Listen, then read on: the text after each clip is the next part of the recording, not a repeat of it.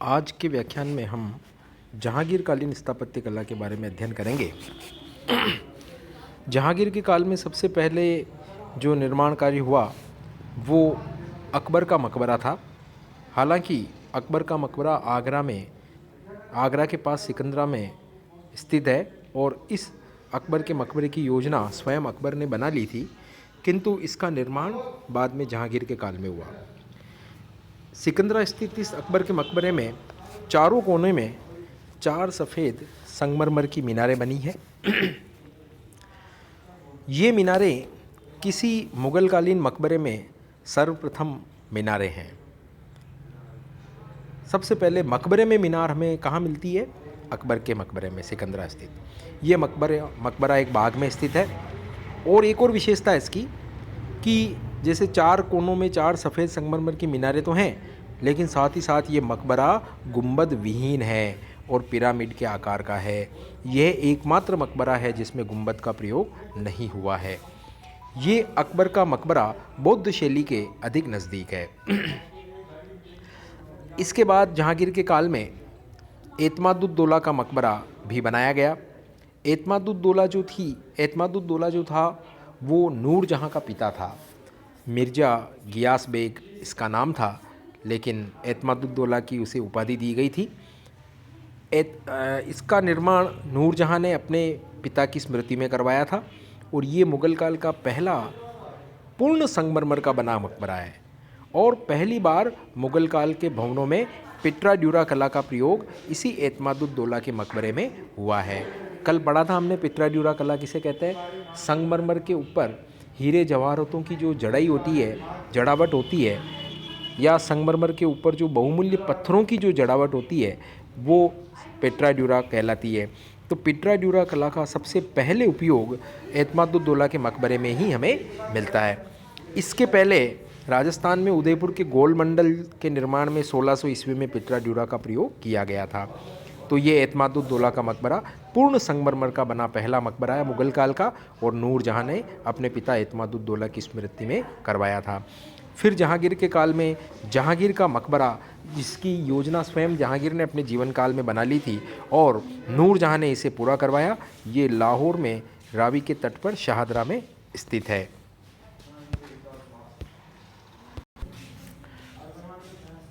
तो ये एतमादुद्दौला का मकबरा। इसके बाद जहांगीर का मकबरा हमने पढ़ लिया। नूरजहाँ ने लाहौर में रावी के तट पर शाहदरा में इसे बनवाया। इसके अलावा जहांगीर के शासनकाल में नूरजहाँ का भाई जो आसफ़ खां था, उसने निशात बाग लगवाया कश्मीर में। तो कश्मीर में 2 बाग प्रसिद्ध हैं, शालीमार बाग और निशात बाग।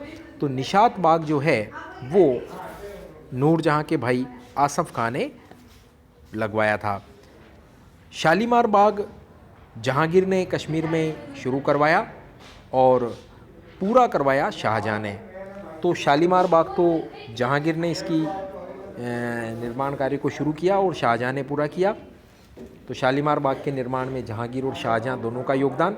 और निशात बाग जो है वो आसफ़ खां ने कश्मीर में बनवाया था। इसके अलावा जहांगीर ने फ़तेहपुर सीकरी में जो शेख सलीम चिश्ती का जो मकबरा था, वो पहले लाल बलुआ पत्थर का बना हुआ था।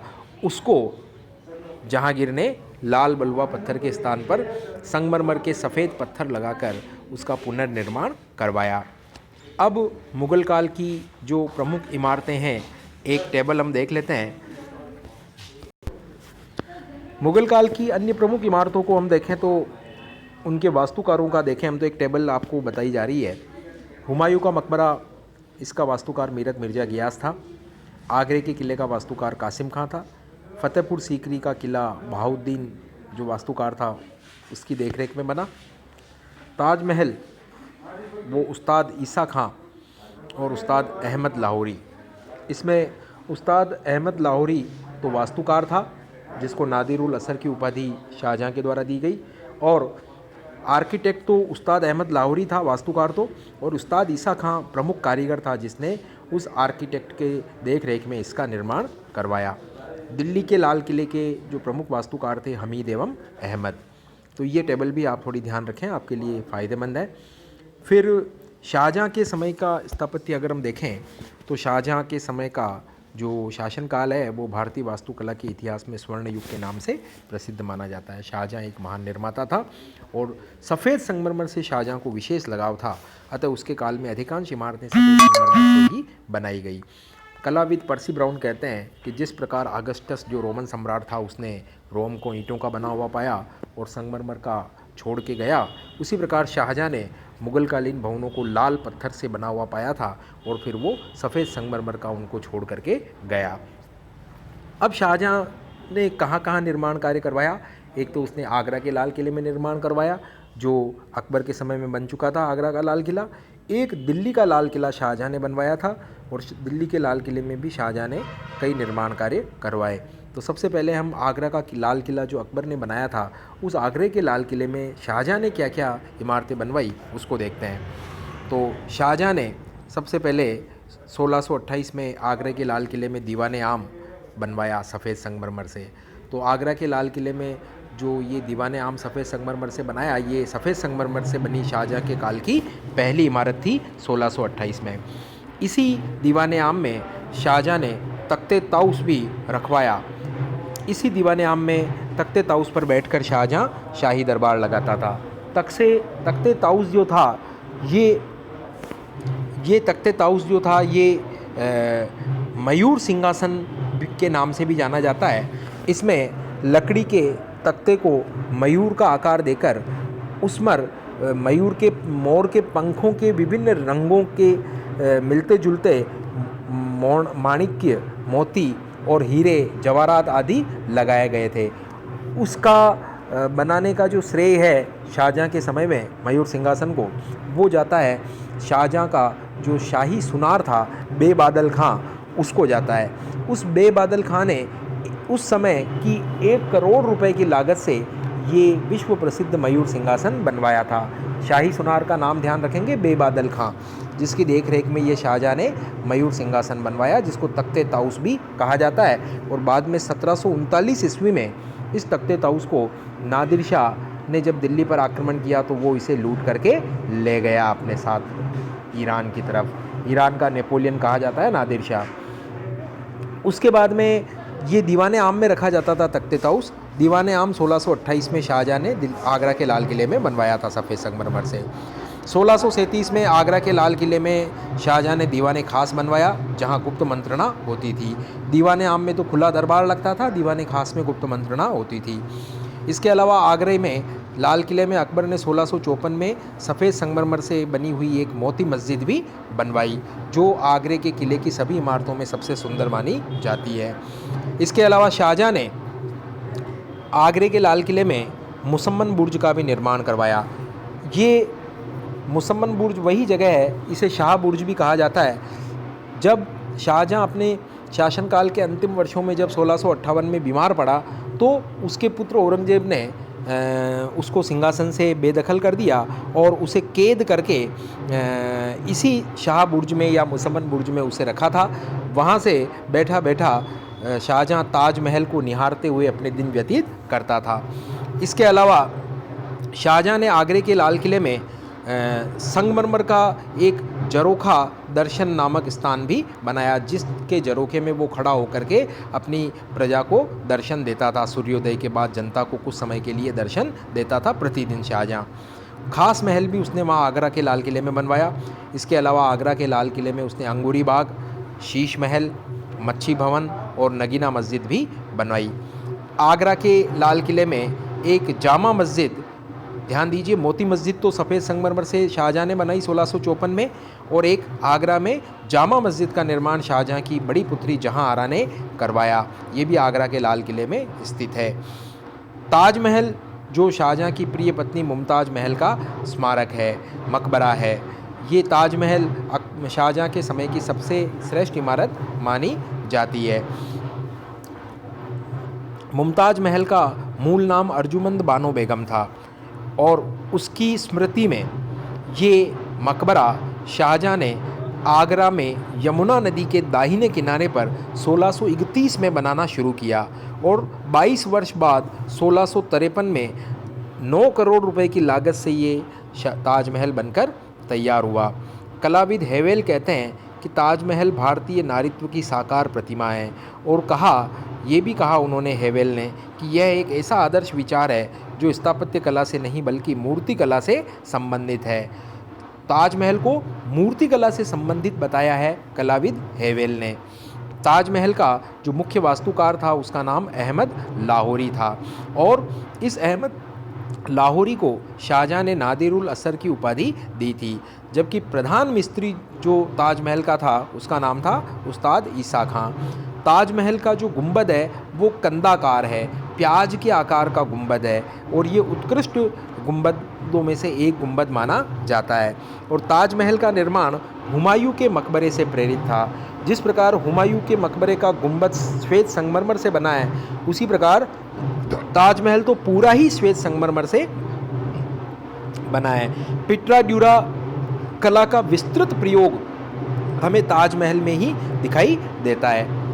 अब दिल्ली की इमारतों को और देखें हम। शाहजहां ने 1638 में दिल्ली में यमुना के किनारे अपनी नई राजधानी शाहजहानाबाद का निर्माण करवाया, और 10 वर्ष बाद 1648 में यहाँ पर उसने आगरा से इस शाहजहानाबाद में अपनी राजधानी शिफ्ट कर दी, और ये शाहजहानाबाद में ही उसने लाल किला बनवाया, दिल्ली का लाल किला।